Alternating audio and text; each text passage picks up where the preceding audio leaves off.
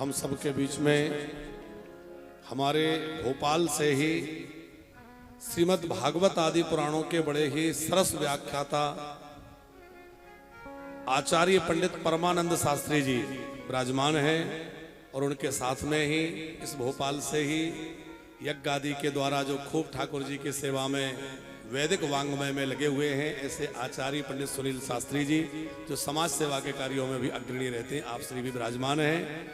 तो हम लोग शिव जी के विवाह का आनंद लें। उसके पूर्व हम निवेदन करेंगे पूज्य आचार्य श्री से, आचार्य पंडित परमानंद शास्त्री जी से प्रार्थना करेंगे कि वो अपना मंगलमय आशीर्वाद सब भक्तों को प्रदान करें। उसके बाद हम शिव विवाह का आनंद लेंगे।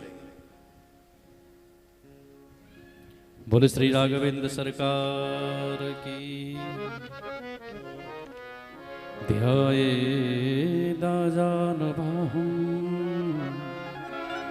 धृतशरधनुषं बद्धपद्मासनस्थं पीतं वासोवसानं नवकमलदलस्पर्धिनेत्रं प्रसन्नम् वामाङ्कारोढसीता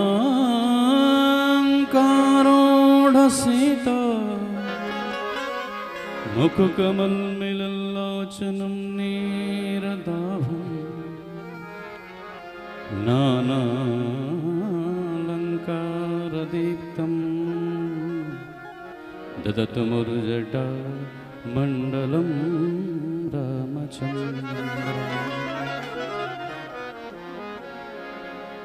व्यासपीठ पर विराजमान परम श्रद्धेय परम आदरणीय और हमारे परम स्नेही जो कि आजकल श्रीधाम वृंदावन में निवासरत हैं और न केवल आप ही ब्रजवास को प्राप्त हैं अपितु ठाकुर जी की कृपा से और आप अपनी बुद्धि विवेक कौशल पूर्वक और अपने श्रम और अपने व्यक्तित्व के द्वारा और ठाकुर जी की दिव्य अमृतमयी कृपा और अपनी अमृतमयी वाणी से न केवल भक्तजनों को आप भागवत कथा, राम कथा, शिव कथा, सत्संग से जोड़ने वाले हैं अपितु अनेकानेक भक्तों के लिए ब्रजवास कराने वाले हैं, उनको अध्यात्म का जीवन प्रदान करने वाले और उनके जीवन को भगवत धाम की ओर प्रेरित करने वाले, उनके मन और उनकी बुद्धि में भगवत प्रेम जागृत करने वाले ऐसे हमारे परम श्रद्धेय श्री चतुर्नारायण शास्त्री जी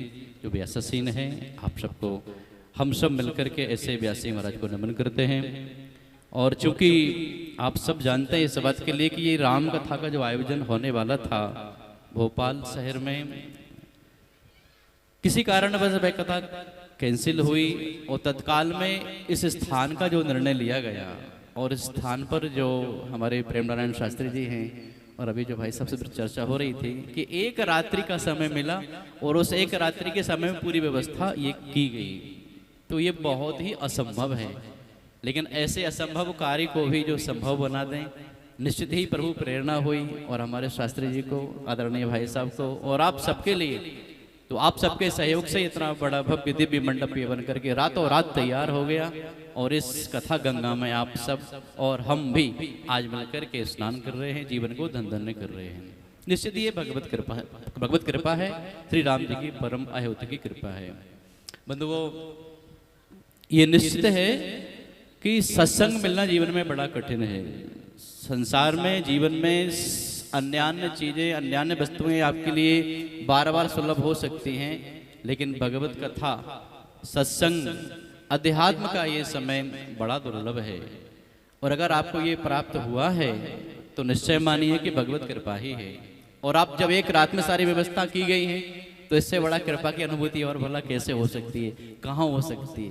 क्योंकि भगवान को आप बड़े प्रिय थे और ये कथा गंगा में आपको स्नान करना था, इसलिए कहीं और स्थान नियुक्त था, लेकिन रातों रात व्यवस्था कहीं और हो गई। तो ये कृपा नहीं तो और भला क्या है।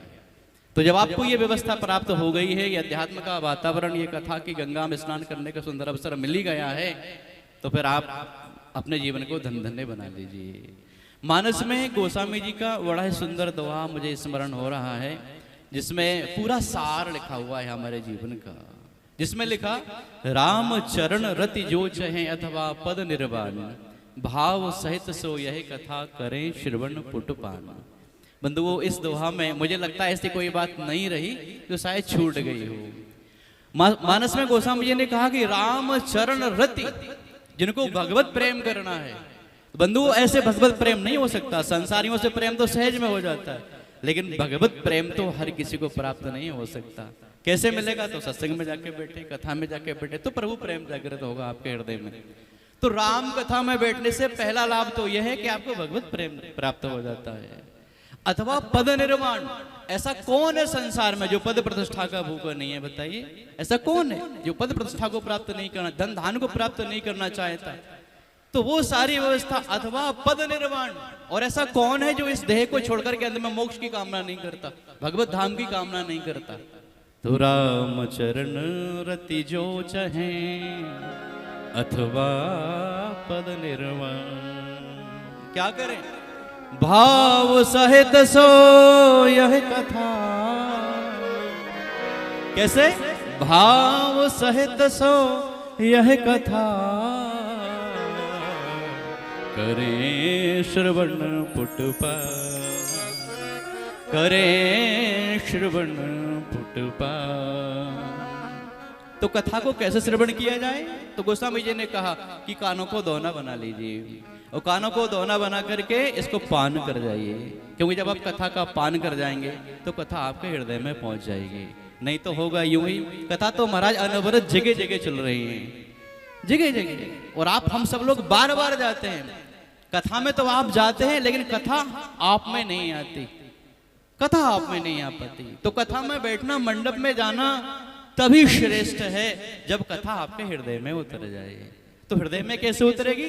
तो कहा श्रवण पुटपान। जब आप अपने कानों को दोना बना लेंगे, जब दोना बनाएंगे तो वह दिव्य रस आपके हृदय में पहुंचेगा। और जब हृदय में पहुंचेगा तो संसार के जो विकार आपके हृदय में जन्म जन्मांतर के कल्प कल्पांतर के जो विकार, जो विषाद जो आपके हृदय में महाराज आप संजोए बैठे हैं, उनका शमन हो जाएगा, हृदय निर्मूल हो जाएगा, हृदय कोमल निर्मल हो जाएगा। और अभी कुछ समय पहले महाराज जी ने कहा था, निर्मल मन जन सो मोहि पावा। भगवान को कैसे प्रिय हैं लोग? तो कहा जो भक्त निर्मल मन के हैं। तो जब आपका मन निर्मल हो जाएगा, मन निर्मल कब होगा? जब कथामृत का पान करेंगे। सुनने से नहीं, कथा को पान करना चाहिए।